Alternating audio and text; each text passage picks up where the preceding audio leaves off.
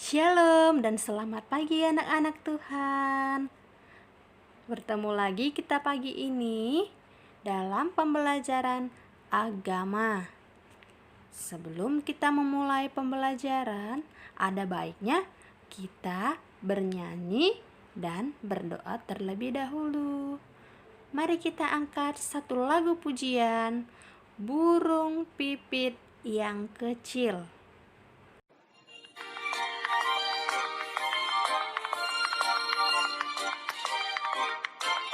Burung pipit yang kecil dikasihi Tuhan, terlebih diriku dikasihi Tuhan.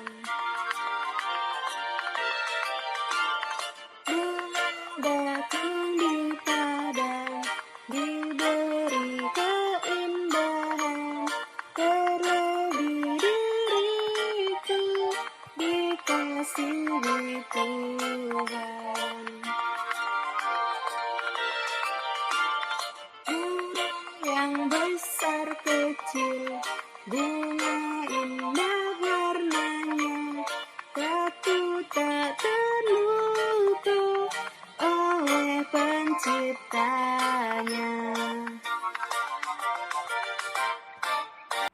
Kita berdoa. Tuhan Yesus yang baik, terima kasih untuk berkat Tuhan pada pagi hari ini, sehingga kami boleh mendapatkan kesempatan belajar di pagi hari ini.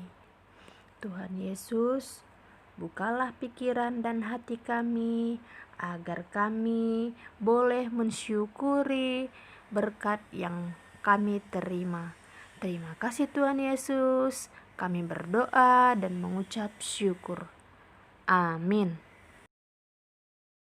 Baik anak-anak, sekarang kita masuk ke dalam bab 3, tanggung jawab memelihara diri. Yang pertama, mengapa harus memelihara diri? Sebab Engkau membentuk buah pinggangku, menenun aku dalam kandungan ibuku. Aku bersyukur kepadamu oleh karena kejadianku, dahsyat dan ajaib. Ajaib apa yang kau buat, dan jiwaku benar-benar menyadarinya. Terdapat dalam Mazmur 139 ayat 13 sampai 14. Dalam kitab Mazmur tersebut sudah jelas bahwa kita adalah ciptaan Tuhan. Maka dari itu kita harus memelihara diri kita. Bagaimana caranya memelihara diri kita dengan baik? Mari sama-sama kita lihat video berikut ini. Dalam Mazmur 139 ayat 13 sampai 14, Tuhan berfirman, "Aku bersyukur kepadamu oleh karena kejadianku dahsyat dan ajaib. Ajaib apa yang kau buat bagiku, dan jiwaku benar-benar menyadarinya." Tuhan menciptakan manusia dengan istimewa, tetapi manusia yang istimewa itu akhirnya jatuh ke dalam dosa, dan mereka jatuh ke dalam dosa dan diusir dari Taman Eden. Begitu juga sudah rusak antara hubungan antara Allah dengan manusia. Setelah itu manusia pun akhirnya putus hubungan dengan Tuhan, sehingga manusia itu hidup jauh daripada Tuhan. Kalau minggu lalu manusia itu adalah gambar Allah, tetapi gambar itu sudah menjadi rusak karena dosa. Itu sebabnya Tuhan itu mengusir manusia dari Taman Eden. Tetapi walaupun manusia sudah berdosa, bukan berarti Allah membiarkan manusia. Allah menginginkan manusia itu bertobat dari dosanya. Karena itu Allah mengasihi manusia karena begitu besar kasih Allah akan dunia ini, sehingga Ia menyelamatkan anaknya yang tunggal, supaya setiap orang yang percaya kepadanya tidak binasa, melainkan beroleh hidup yang kekal. Itu sebabnya Tuhan Yesus kita disalibkan untuk menebus dosa manusia. Semua itu dilakukan Tuhan Yesus karena kasih-Nya. Dan kalau Tuhan Yesus mengasihi kita, Tuhan Yesus juga mau kita mengasihi diri kita dengan bertanggung jawab memelihara diri kita sendiri yang telah Tuhan ciptakan begitu istimewa, begitu dahsyat dan ajaib.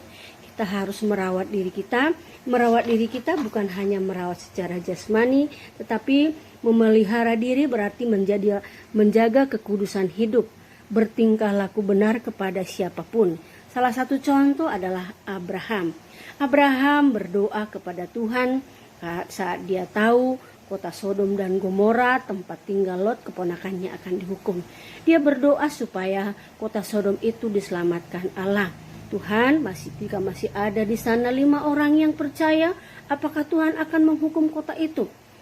Tidak, kata Tuhan. Ternyata tidak ada 5 orang yang percaya kepada Tuhan Yesus di situ.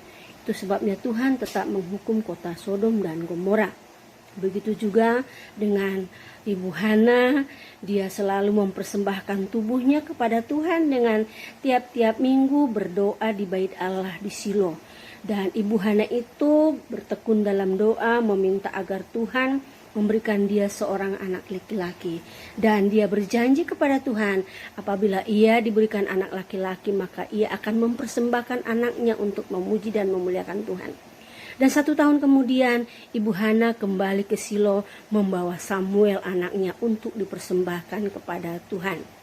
Kemudian Tuhan juga memakai Daniel. Daniel itu adalah orang yang dipercaya oleh Raja Darius. Setiap hari Daniel setia berdoa kepada Tuhan, yaitu pagi, siang, dan sore, sampai orang-orang yang ada di sekelilingnya iri terhadap Daniel. Dibuat sebuah peraturan bahwa dalam 30 hari tidak ada yang berdoa kepada Tuhan, tetapi Daniel tetap berdoa. Itu sebabnya walaupun Daniel dijatuhkan ke lubang singa, dia ditolong oleh Allah. Begitu juga dengan Rasul Paulus.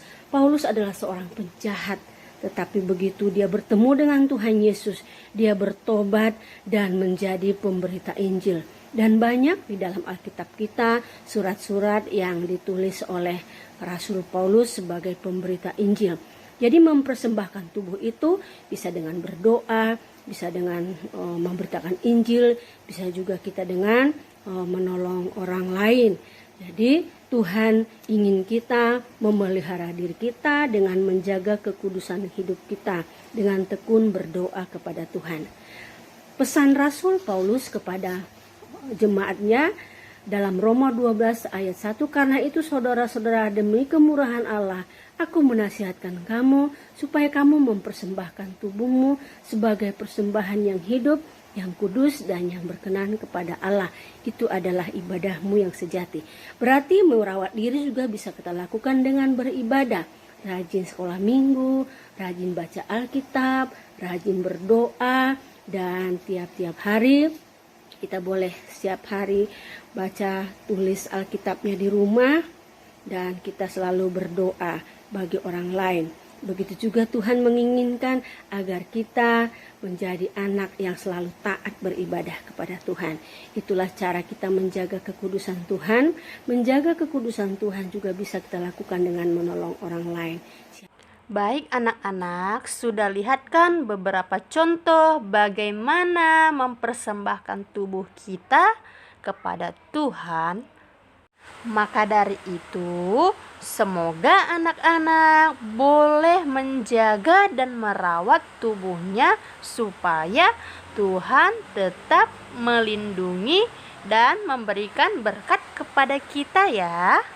Sekarang untuk tugas kamu ada di buku agama halaman 21, yaitu menulis kembali kalimat komitmen atau janji kamu, dan ada di halaman 22 penugasan, yaitu memberikan tanda centang cara memelihara tubuh yang benar dan tanda silang pada cara yang salah. Baik anak-anak, demikian pembelajaran agama kita pada hari ini. Selamat mengerjakan tugas.